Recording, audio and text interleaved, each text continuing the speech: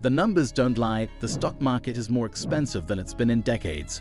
But here's the kicker. Some say 2025 could bring a crash that shakes everything. Markets are climbing higher and higher, but cracks are starting to show. Are we riding the wave of unstoppable growth or standing on the edge of another meltdown? The warning signs are there: high valuations, inverted yield curves, but no one knows for sure what's coming. Could we see a repeat of past crashes, or is this just a lot of noise? Let's break it all down and get to the heart of what could happen next. How does the market look today? So, how does the market look right now? Honestly, it's a mix of excitement and concern. On one hand, we're in one of the strongest bull markets in history. On the other hand, it's also one of the most overvalued. Let's break it down. The stock market is sitting at levels that haven't been seen in years. Two key valuation metrics are flashing red. The stock market to GDP ratio shows we're 115% overvalued.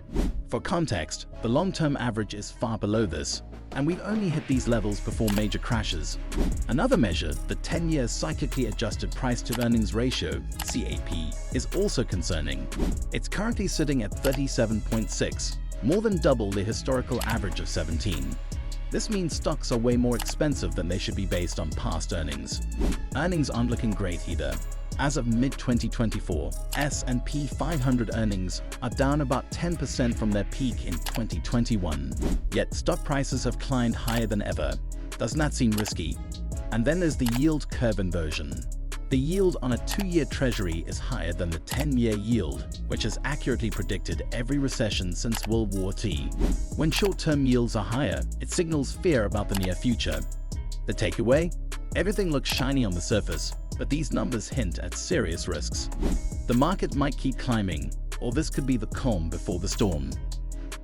Lessons from the past: market crashes and patterns. History has a way of repeating itself, especially in the stock market.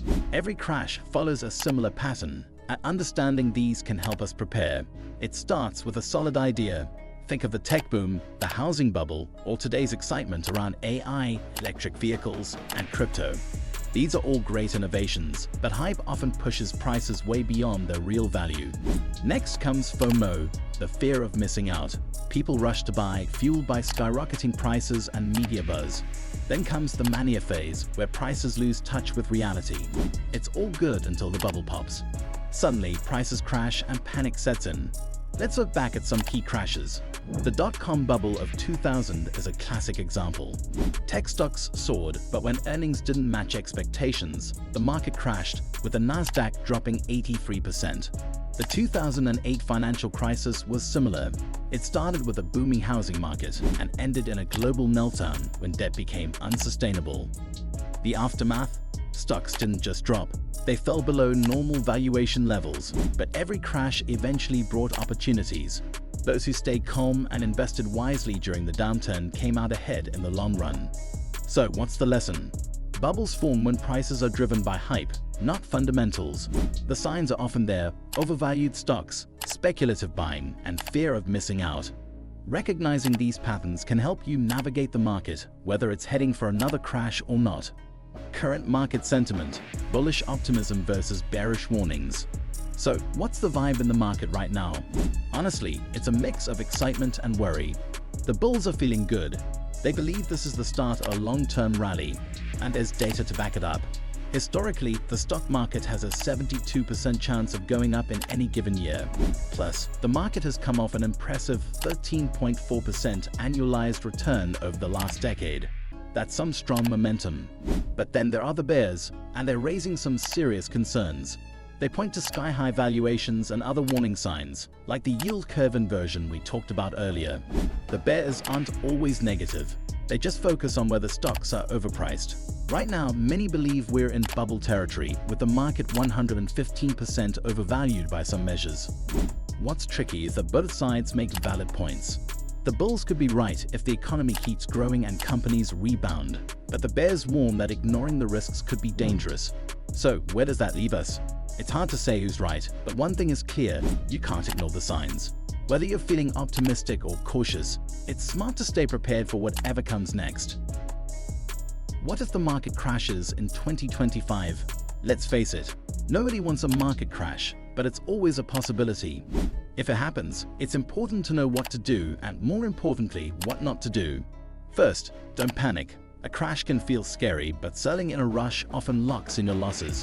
Think of past crashes. In the 2008 crisis, the market eventually recovered, and those who stayed invested came out ahead.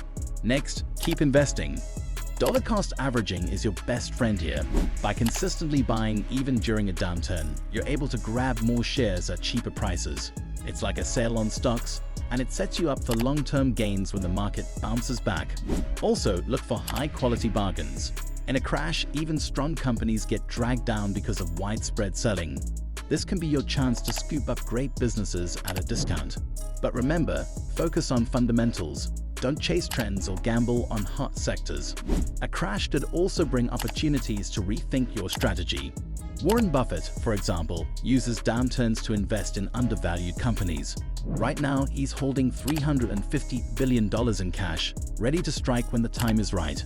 While you might not have billions, the same idea applies. Stay ready and flexible. The bottom line: a crash isn't the end of the world. In fact, it can be one of the best times to build wealth.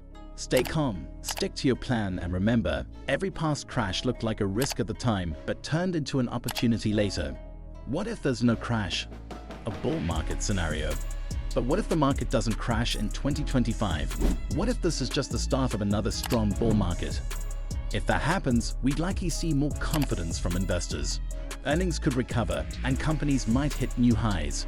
Historically, after years where stocks rise, there's still about a 72% chance the market goes up again. That's pretty encouraging for the bulls out there. So, what should you do in a bull market? Stick to your plan. Dollar cost averaging still works, even in good times.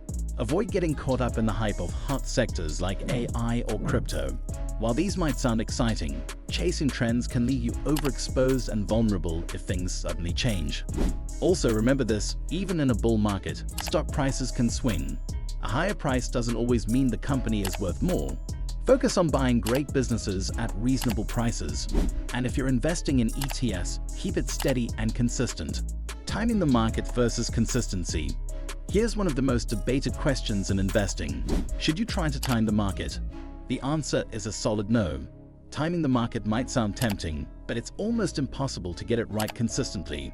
Even missing just a few good days can hurt your returns. For example, if you had invested $10,000 in the S&P 500 from 2003 to 2022, you'd have around $65,000 today. But if you missed the 10 best days during that period, your returns would be cut in half. That's a big difference. And it's not just about luck. It's about sticking to your plan no matter what the market does. Whether stocks are up or down, dollar cost averaging lets you take advantage of both.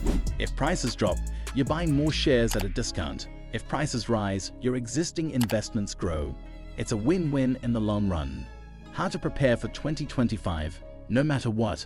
So, how can you prepare for 2025 whether the market crashes or not? First, build a safety net.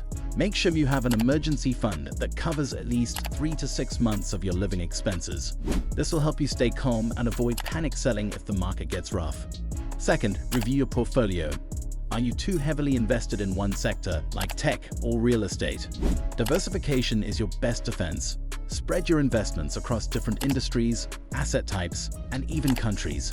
That way, if one area takes a hit, the others can balance things out. Third, focus on quality. Look for strong companies with a history of steady earnings and low debt. These tend to hold up better during downturns. If you're unsure where to start, consider low-cost index funds or ETFs for broad market exposure. Also, don't forget your mindset. The market goes up and down, it's normal. Instead of reacting to every headline, stick to your long-term plan. Dollar cost averaging, staying invested, and avoiding emotional decisions will give you the best chance of success. Finally, stay informed but not overwhelmed. It's good to know what's happening in the economy, but avoid drowning in every prediction. No one knows exactly what 2025 will bring, so focus on what you can control. Preparation isn't about predicting the future, it's about being ready for anything. The market might crash in 2025, or it might keep climbing. Either way, the best approach is to stay disciplined, stick to your strategy, and think long-term. If you found this video helpful, like and subscribe to Byte International for more content on the world of tech and business. Thanks for watching, and we'll see you next time.